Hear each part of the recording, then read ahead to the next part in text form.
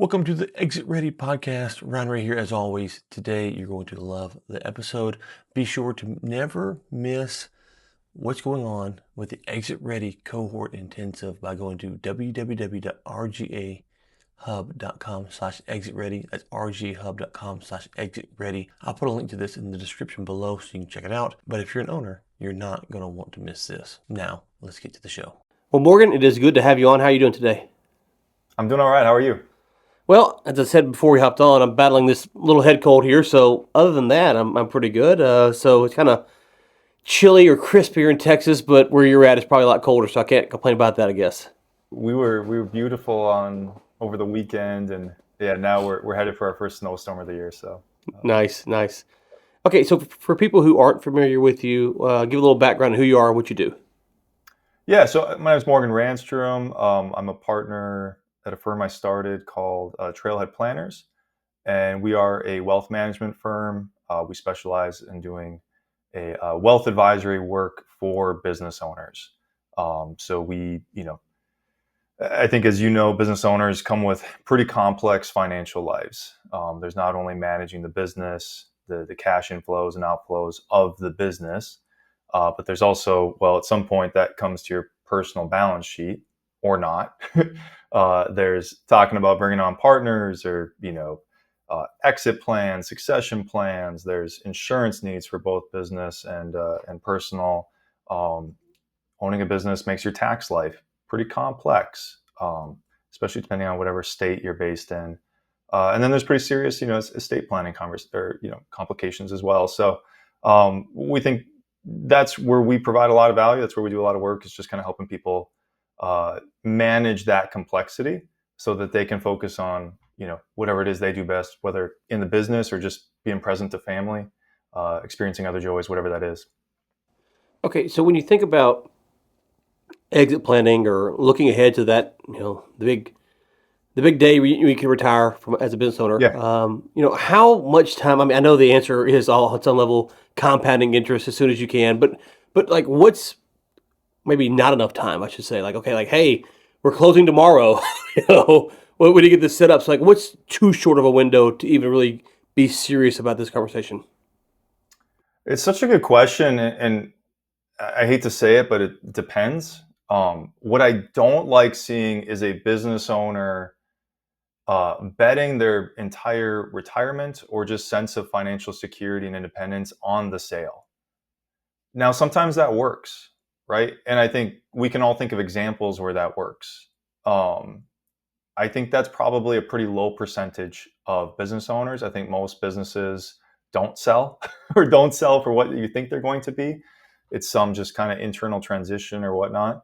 And obviously, this is a lot of the work that you help people with, Ryan, is making sure that you are building something that is saleable and on the terms and timeline that you as a business owner want. So once again, what I don't like seeing is I want to sell this thing within a year. By the way, I don't have any other savings. I've got some debt, and I don't have a valuation yet, but I think it's worth X. And it's like, well, where'd that number come from? And even when people get a valuation, I'm kind of like, well, is that some sort of discounted cash flow or multiple of revenue that you got from? We can all make numbers work. Or those actual offers that are on the table, or actual offers that you saw for a similar type of firm. And there's a few ways. I always think if you're going to do this, if you're going to be serious about this, I think 3+ years to exit is when you want to be doing this work. Yeah, and I think there's a few ways to think about this. As you mentioned, you're talking about the valuation. I advise owners to go to an SBA bank and just see what the SBA would lend on it. Because if you're doing an SBA-sized deal, most buyers are going to go that route anyways. So I don't want to say it doesn't matter the value of the business. It just doesn't matter because the SBA is going to say, this is what we're going to pay you. And so if that's your largest buyer pool for your kind of business, then you got to understand what the SBA will even lend on it. And so to your point, I've had multiple conversations with owners and, in their 60s, maybe 70s, and they're ready to retire. They're looking for that big payday. They didn't financially save the right amount to retire without selling. They thought they were going to sell, and then they needed, millions more or hundreds of thousands more, but probably millions more. I'm trying to remember all the conversations. But anyways, they need a lot more than they were going to get. And it's like, Hmm. that's the worst call to have, right? Because Hmm. they're tired, maybe they're sick, they're older, and so they're ready to go on. And Hmm. they wanted like $3 million or whatever it might be, or $10 million or whatever it is, and it's worth a million maybe. Like, because sometimes it sounds crazy to say this, but I had an owner last year who wanted $7 million, and the business is worth two. It's like you're five Right. million off.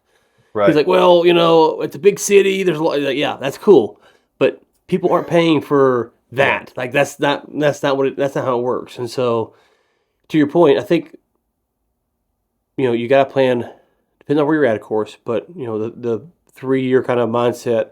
And I think a lot of people are kind of hesitant, going, "Oh, you just want my money. You just want to suck this from me." It's like, no, no, no.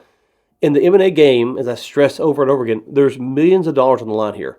Like, this is a big boy game. Like, this is where real dollars and cents are moved. This is not a $10 widget or a 50 cents Coke. This is a real game. And so if you think about it like that, you want to prepare the best you can, or you're going to lose hundreds of thousands or millions of dollars, depending on how big your company really is. Yeah, I mean, when you're talking about selling a business, or frankly just the profit distributions from a business, there's just so much leverage. And obviously, the bigger the business, the more inherent leverage of you move a percentage point this way or that, and the cash flows magnify that, right? You move a multiple from, okay, now you've got better financials in place or better financial controls. So we moved your multiple from, I don't know, 4x EBITDA to 5x or whatever. It's like that's a massive valuation change. And if you got to pay for some support to get there, for example, maybe hiring a great fractional CFO, uh, you know, feels worth it to me. Feels worth it to me. And not to mention, you've also de-risked yourself in the Yeah, process. So, yeah, because I if your mean, business, to your point, you were kind of talking about like years to succession. So I just turned 40, right? And I own a professional services firm. And my rule of thumb is if you want an internal succession for professional services, you kind of want to start thinking about that at least 10 or 20 years in advance. Problem is, most people get to 60 and they've never ever thought about it, let alone bringing someone on staff that would be like an internal succession. And so I kind of had this oh crap moment of like, oh, I entered the next stage of my business. If I'm going to eat my own cooking here, I got to start thinking about my succession. Now I feel like I'm 20 years away from that, right? Uh, but I got to take it seriously, because I might bring someone on and they're not the right fit, or like they're not partner quality or whatever that is. Or we might get 5 years down the line and they jump ship to somewhere else. And so it's like, I got to start now so that almost by 50, it's baked in, right? It just kind of happens on autopilot at that point. And I just think that, there's some great books. One I think is called Begin with the Exit in Mind. I can't remember who wrote that, but it's coming to my brain right now. yeah, Um, I got to stack them over here. So I'm looking at. I'm you got like, to stack yeah. maybe, yeah, Well, the other day I was on the call and I mentioned the 90-day mentality, and you go, "Didn't for so and so sure, write yeah. that? Snyder, is But that it who goes it back to was?" the idea of Yeah, like yeah, you like yeah, every year you're thinking about your exit every year, and yeah, it doesn't mean you're going to sell. It just means that that's part of the conversation. You want a yeah, business that can sell. That's a good business, and you don't have to, but you want it so it can sell. yeah, yeah. And so, why do you think most owners wait too long to have this conversation? I think it's going to vary for each individual. I think a lot of it is because we as owners are in the weeds of our own business. We're in the day to day. We're like doing the business, and it's really hard to find the time to step out and think about this as a whole and where you're going. That's why like a EOS system or traction or whatever can be so helpful, is because you start stepping out of the day to day basically, and thinking in terms of values, goals, where you want to be in 3 years, 5 years, 10 years, like that. And then how do you make decisions? Like what needs to happen for that? Um, a lot of it is, and then the other thing is like when you're in the weeds, that's comfortable. So like we're comfortable there, right? And we as business owners, we get comfortable in our own businesses, and we love it. Like I get to work some days like a Monday morning, and I'm just like, oh, thank God I'm here. It's great. Love my Right. family, love the weekends. So happy to be at work today. Yeah. And I might do what I call playing office a little bit just because I like Hmm. it here, doing not meaningful work or the work that someone else in my team might do, but I just like it. Um, but if you kind of force me to think big picture, now I got to, take some humility, right? And you got to make me uncomfortable. And I got to take time for that. I'm busy. Force me to have all these conversations and think about these things or whatever. Make really hard decisions. I might have to let go of someone or hire someone at a very exorbitant cost, or like you said, pay for some support, whatever it is. None of that is fun, right? It's just not fun. I think that's like it's a humbling process to go through this. And we as business owners, we're really proud of what we built. And that's Yeah. natural. Well, and yeah, I think that last thing there about being proud is the hard part is for a lot of owners, it seems, is that their identity is tied to the business because they put their blood, sweat, and tears into it. Yeah. And when you go to sell it, the blood, sweat, and tears, they don't really have value as far as someone goes, oh, you worked 80 hours a week for 6 years. Great. I want to pay. No, no, no. They want to look at profit and loss. So they want to look at all this stuff. Yeah. And so Yeah. and so the identity angle is tied to that. And so when you look at your exit value, you have to understand that from the buyer standpoint, they don't care about that in the same way that you do. And so if you haven't had these conversations about how to set yourself up post exit, then you're going to find yourself more often than not expecting a lot more than you think it's worth. And that's not, you're going with seven is worth two. And it's like, no, and it doesn't mean, I think you said earlier, most businesses don't sell, and they don't because they're not set up right. They're not marketed right. There's a lot of problems with that.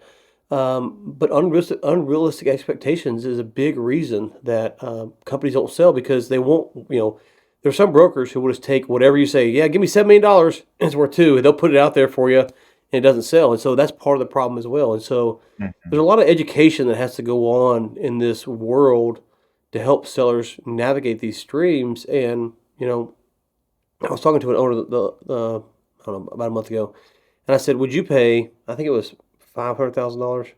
I think was the number. And then to make 2 million. And he said, yeah. And I said, okay, then pay me right now for that. And I wasn't being serious. 'Cause I kind of I know Mhm. the guy pretty well. He goes, well, I mean, if it's guaranteed, I'm like, well, nothing's guaranteed. That's not, we have another COVID or something like that. Nothing's guaranteed, but would you pay it? And he goes, well, if it's guaranteed, he's like, right. Well, when you're talking about buying a business or selling a business, you got to understand that you want those guarantees. The buyer's gonna want the guarantees. You're gonna want the retirement guarantee. And so the more planning that you do, the odds go up in your favor. And that's there's a great book by I can't remember her name. She used to be a poker player and talks about thinking in odds of success. Mhm. And I think a lot of owners, when they think about retirement, just kind of assume it's magically going to happen, and they haven't increased their odds so that it happens right for them. Hey, quick break here. If you're an owner, do you know that most companies will never actually sell? That means that all those years that you put into building your business are for nothing. If you want to build a business that's valuable, that people will want to buy, and you can make potentially millions of dollars from, go to rjhub.com or click in the link below. That's rjhub.com or click on the link below. And now back to the episode. Yeah. Yeah. Yeah. I mean, there's just so much thought and work. And I think, what I kept thinking about when you're saying those things is, a lot of people, they just think they want to work forever, right? They want to run this business forever. They love it. They founded it, all that stuff. And I've done this work long enough, not only working with business owners, but also retirees on the other side, or, people who are retired from other careers. And um, I wish for everybody that all their goals are achieved, that they live as long as they want for as healthily as they are at the moment. And it's just not reality, right? It's like bad things happen, unexpected, unforeseen events happen. You might have to caretake. Someone might have to caretake for you. There's curveballs in life, and it's kind of a windy road. And um, if that curveball dramatically impacts the valuation of your business uh, because of something happened to you, or you had to caretake, or whatever that is, like I would say that if that can impact the value of your business, you don't have much of a business. You have a job, right? And so I think like that's also within this of like, you're 60 years old. I want to run this till 70. I'll worry about selling when I'm 65. And it's like, no, no, no, no, no. It's like, worry about this today, right? And then if something does come up, you've got some good optionality. And I Yeah. think that's like what we're pretty focused on, is just creating options for people, whether it's on their personal balance sheet or something we can do with the business. Yeah. What is the biggest thing owners overlook from kind of your world when they go to exit? I think it's like staying in my lane here. It would be overlooking all of the personal aspects of their financial life. Uh, Once again, the business is fun. I'm more comfortable with it. Uh, but we've seen plenty of people with, a business worth millions of dollars on their balance sheet, and they don't have a will, right? Or they might not have. Maybe there's some buy-sell agreements in the business, but there's no life insurance that goes directly to their spouse, right? And you know, sure, we can look through the details, but my guess is if something happened to you, you want your spouse to have immediate liquidity, okay? Or there's like all the cash in the business. Like estate planning, thinking through the taxes. I think once again we can kind of get obsessed with like taxes to the business and kind of forget that there's like, if I had a business owner that I was talking to the other day, and they moved from a S corp to a C corp. C corp profits obviously stay within the business, and then any distributions above and beyond W-2 are now dividend income, right? And that sounds nice. And the whole idea was to get QSBS, so qualified small business stock. So with the exit would be like tax free to a certain extent. But the more I thought about it, I was like, well, I don't actually know if you're going to get that exit, and your person, like, you still have no money on your personal balance sheet. So like maybe the higher profit distributions from an S corp, you should have just rolled with that for a couple more years, and it would have been fine, as opposed to like trying to keep more money in the business, right? So like in that way, it was like maybe we do this transition in 3 to 5 years as opposed to now. But I think the idea was they were focused so much on the business, they forgot to like take these next couple steps of like, well, what would help our personal balance sheets so that we're actually secure, independent of the business, right? We suck some profits out, and the business is still growing, is still doing well, it's still hiring people, still growing in capacity to offer value. So once again, so tax planning, but it's like taking that next step of like, what's your personal tax plan and how does this impact the business? Uh, you know, Obviously, do you have enough cash? There's cash in the business. Do you have enough cash? Uh, you know, Having your own investment portfolio. If you're in a highly cyclical business, you're probably going to want more cash, or kind of ready securities on hand, of like bonds you could sell or whatnot. You don't want all of your money in stocks that are cyclical, plus your business, which is cyclical. So just really thinking cohesively about their financial life, and who's going to take it over? Are your kids taking it over? Are you selling it? These are all very serious conversations that kind of Yeah, like and you go beyond the business. You know what I'm saying? yeah, and you mentioned the kids taking over. I saw a stat the other day. I can't remember. The sickness is messing the brain up, but and I think I think the stat was arguing that I can't remember who it was now. Anyways, that you're actually better off even not selling to your family. Like that's even the odds of that working out are less likely than if you sold to a third party. And we all kind of think, oh, family business, generation to generation. But in reality, especially these smaller deals, they might ask for an earnout. If it's family to family, then probably a higher earnout. And the success of those, it seems, might not be as high as you might think it is. You might think, well, my son or nephew or niece or whatever can do this because they've been around this their whole life. But that's not always true. And so there's some risk there, understanding how you structure that. And then, to your point, if you're going to sell it to a family member, understanding how you're going to get that money back, and then how you're going to invest that, because you have to get that cash back so that you can reinvest it into stocks or bonds or real estate or whatever it is. And so all those things, they sound kind of simple just talking about them, but if you stop and pause and go, wait, how do I get that back? How do I reduce the tax impact on that? How do I invest that so it's not cyclical, as you mentioned, because I might need it sooner than later? And those are just become a lot of questions in each situation. I'm going to imagine it's pretty unique. Yeah, right. And it's like at some point you need, you know, in the case of like a family, succession plan, which by the way, I think is great. Sure. Yeah. Most of them don't work out, but also like most of them are done pretty thoughtlessly, right? Without planning, without great conversation. And that's something that should have a lot of planning, a lot of conversation, because now you're kind of mingling family and finance and business and all that stuff. And it's just gets complicated really quickly. But you don't want to do that, I don't know, passively, right? Or uncohesively. You want to do that with intention. You want to do that with a great partnership agreement, right? So you need a great attorney. You want to do that with like great tax advice for both sides.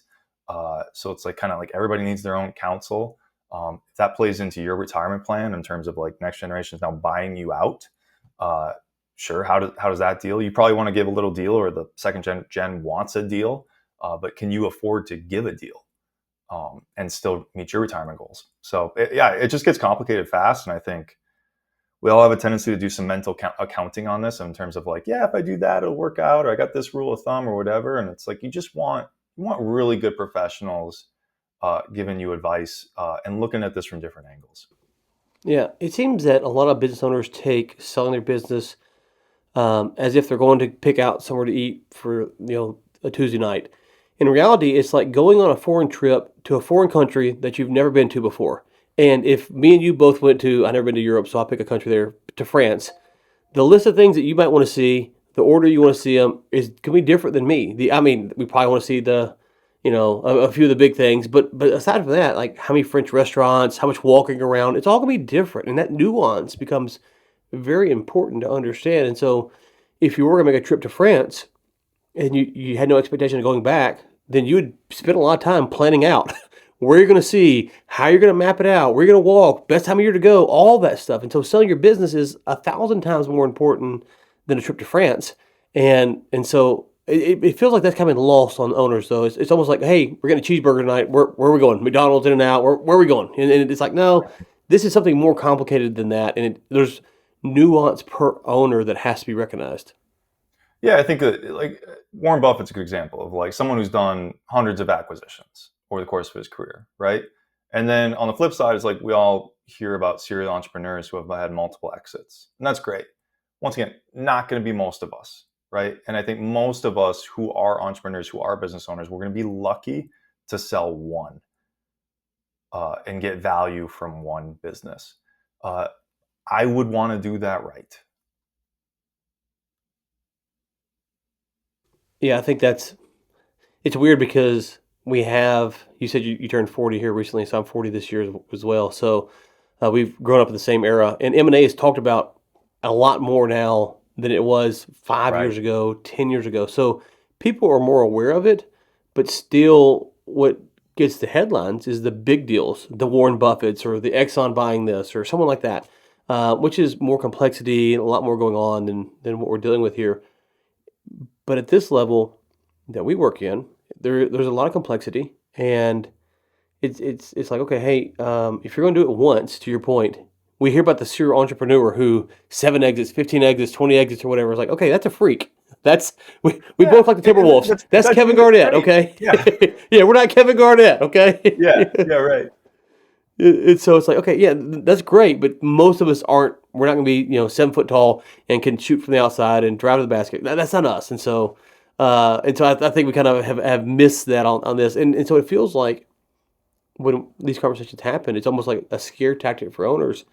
It's not really a scare tactic. It's a realization like, okay, hey, this is actually how most things work. The headlines that you see are great for those people, but the headlines you don't see are the people who tried to sell and couldn't sell because they weren't set up right, or the person who didn't have their retirement set up right and worked a good business, owned it for a long time, but they got to the end and they didn't have enough money to make it to the very end upon their death, or they died a little bit younger and the cash was tied up in the wrong spot. It took too long to exit and the wife struggled. And those are the stories that don't get told very often. And it's like, okay, it's not a scare tactic. It's just, it can happen. And so you can mitigate that risk pretty substantially if you're just do I say a few things, a handful of things the right way.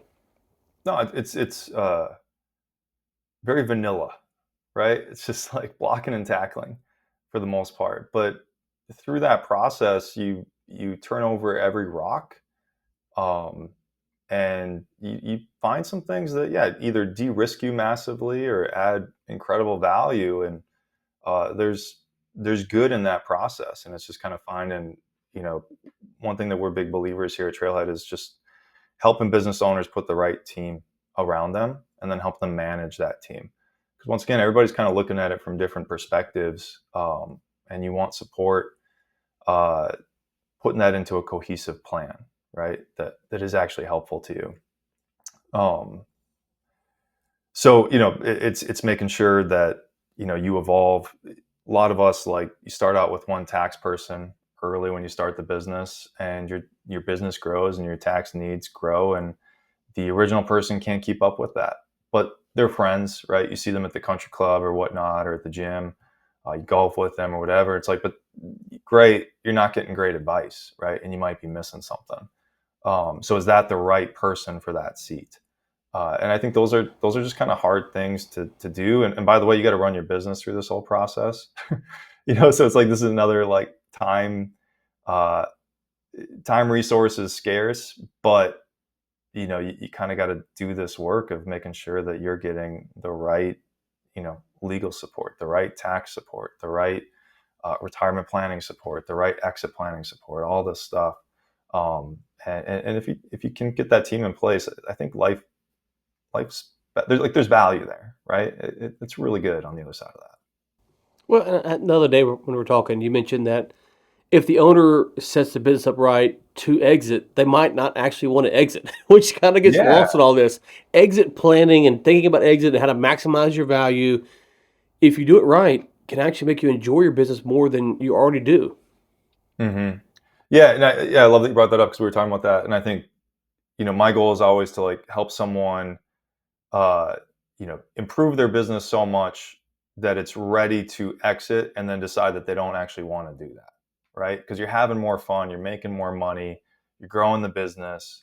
That sounds great. That sounds great. I still think you need an exit plan. Um, but you're exactly right. That doesn't mean that you got to sell, or like, take the first offer that comes your way. And I think that's where I really like my business owners to have wealth independent of the business, right? At some point, we have to take, as a business owner, the reason you're a business owner is because you think that there's excess profits, right? You take on risk to make more money than you otherwise would as a W-2, uh, with the type of businesses that we're talking about in this context.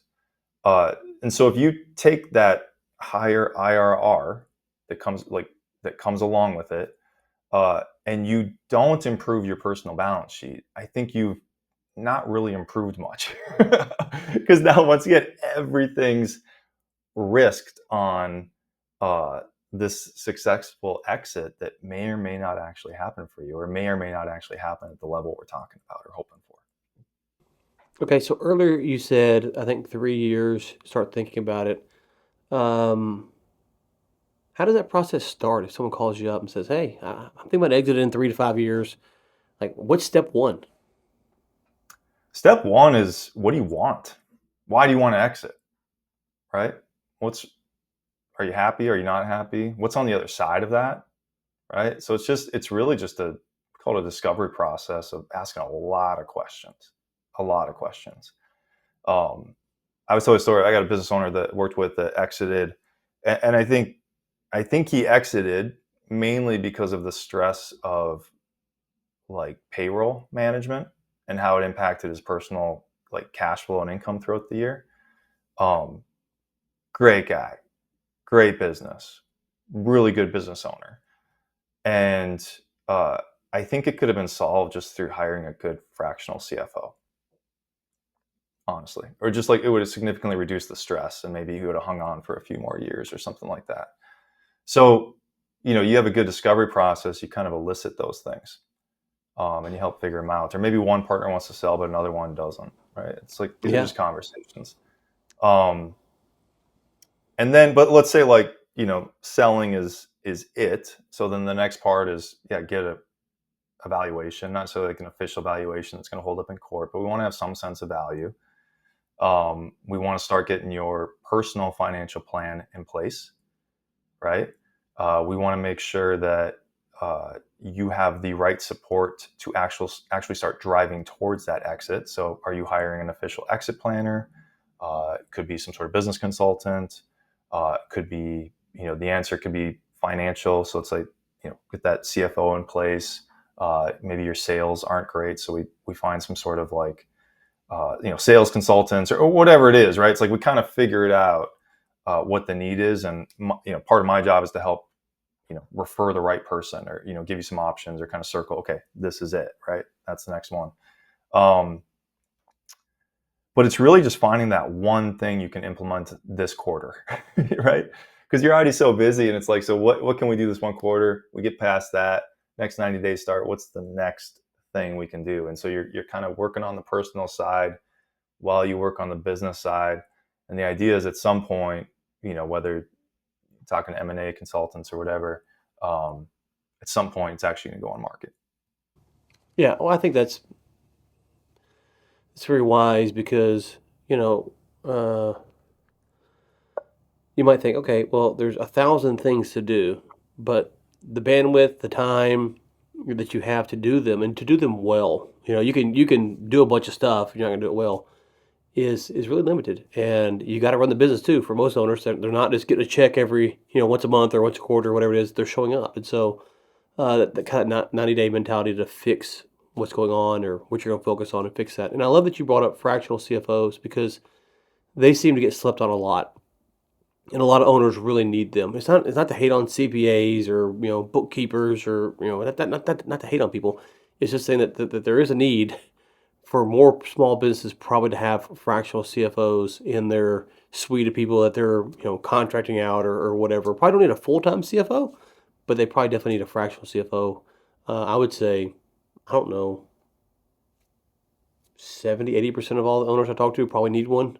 Like they probably need one. I don't know what maybe higher. I'm trying to be generous here, but probably higher than that actually. So I mean, what percentage would you say need a fractional CFO? And it's not like I'm pitching. I don't do that, so it's not like I'm pitching the No, service.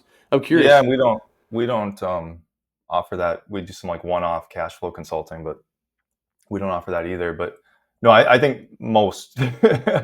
Now, no, it's going to depend on the revenue flowing through your business. But there's a level where you need maybe some quarterly support, and that might be able to just like tack on to your tax team, for example, of just kind of helping you think through the books and review your P&L and stuff. And then I think there's a level where you need monthly support.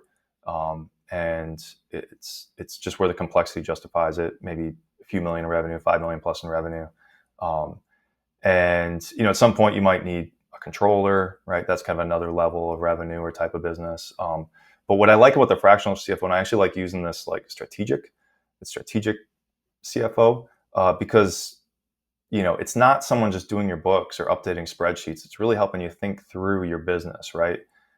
Run projections, match actuals to those projections. Where were we right? Where are we wrong? Think through hiring decisions. Think through spending decisions.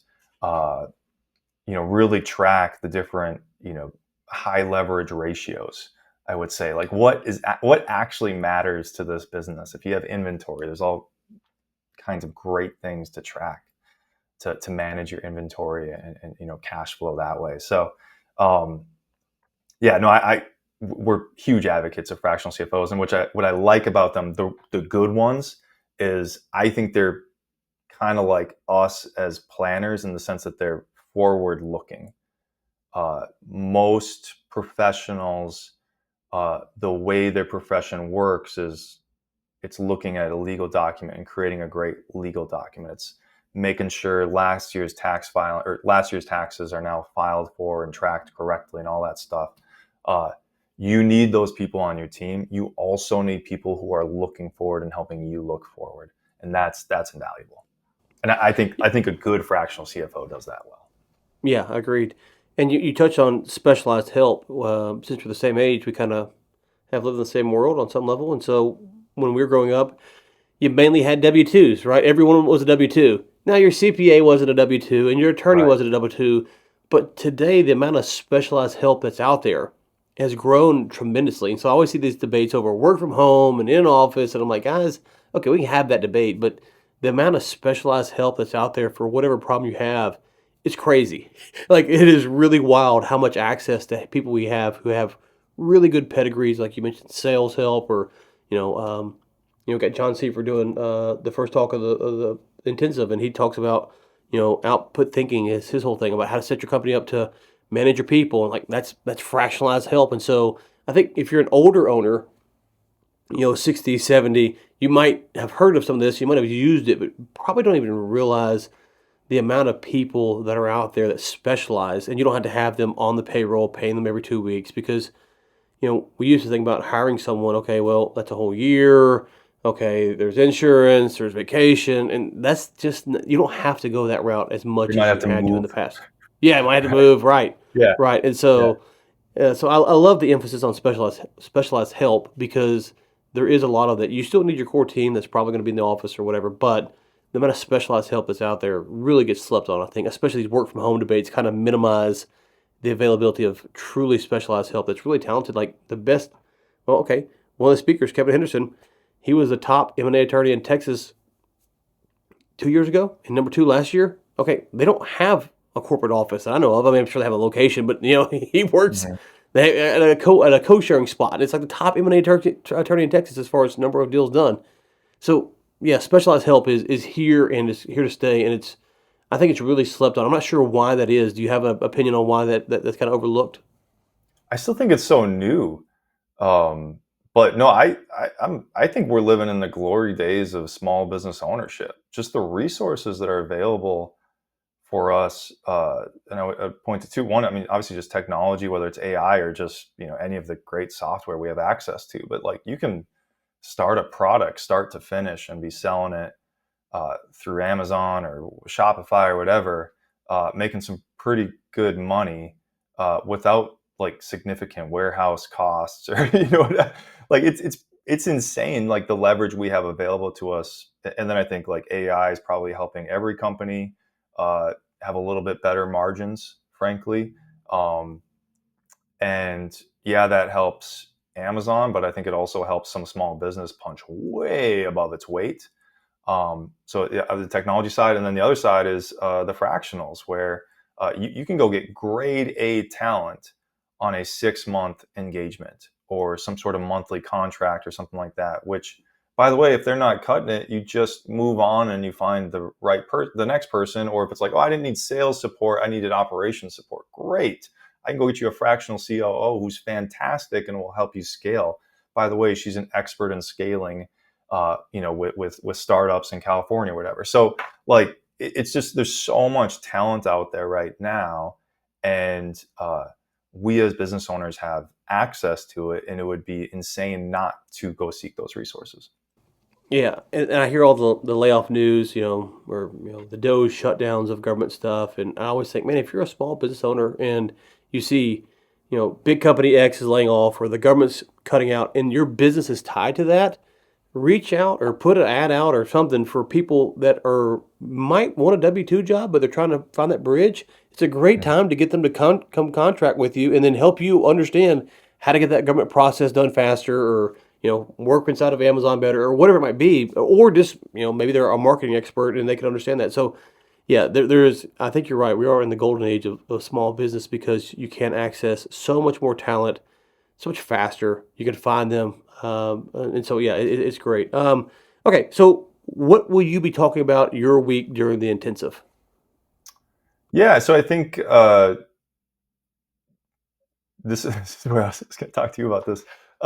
We had talked about a few We're going different live, ideas. baby. We're putting it raw here. We might. Yeah, Okay, we'll put a TBD, but possibly this.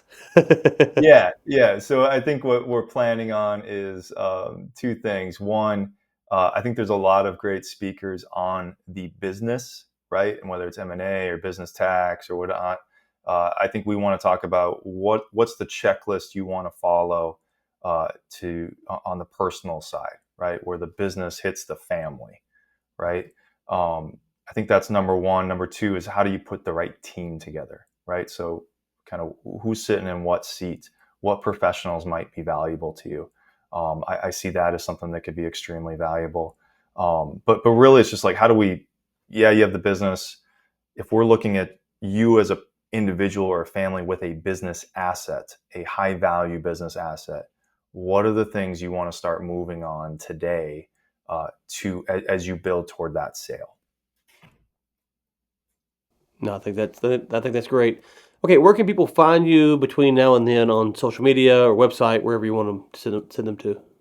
Yeah, so it's, trailheadplanners.com is the main site. I've got a personal site called Morgan on Purpose, which Mhm. has lots of great resources for business owners and entrepreneurs. I've got a particular affinity for family meetings, which is something that I think every business owner Mhm. needs. How do you talk to whether it's your spouse or multi-generation conversations about just the complexities of being a business owner, but also what might not happen, what might happen if you're not around to kind of make decisions Yeah. about this stuff, and then passing on the business, passing on the estate. Right? I'm just a big fan of that. I think it helps a lot. So yeah, Morgan on Purpose, trailheadplanners.com. I'm also on Twitter, LinkedIn, all that stuff. So yeah. Morgan on Purpose. I got to ask, how'd you come up with that? I kind of chuckled. Like that's unique. I like it. Oh yeah, I wrote a book called Money on Purpose a few years Oh, ago. okay. So that's on Okay. Amazon. You get copies of that. Working on my second book right now. But yeah, so it's kind of a play on that, and I think everything comes back to purpose, right? Yeah. And I think as a business owner, that's why you said what's the things you start talking about if they want to sell within 3 years, and it's like why? Tell me Yeah. why, Yeah. Yeah. right? And Right. why do you want to sell? What's on the other side of it? What happens if you don't sell? Why is this important to you? That stuff matters. And why are you running this business this way, working with these people? We have so many options in life. You're not trapped. And Yep. it just comes back to why. And I think purpose is the driver there. Awesome. Okay, well, looking forward to your talk, and I guess we got to. I don't want to, but we got to shout out Zach for making the introduction here. So thanks, Zach. I guess I got Yeah. to give him props. So This is thanks, my good buddy. friend, Zach Ashburn. He's fantastic. He's in North He Carolina. is. Great wealth advisor as well. But he's also a very funny personality on X. Oh yeah, yeah. He cracks me up. He cracks me up. So, anyways, all right. Looking forward to this, and enjoy your Thanksgiving, and we'll talk soon, brother. You as well. Take care.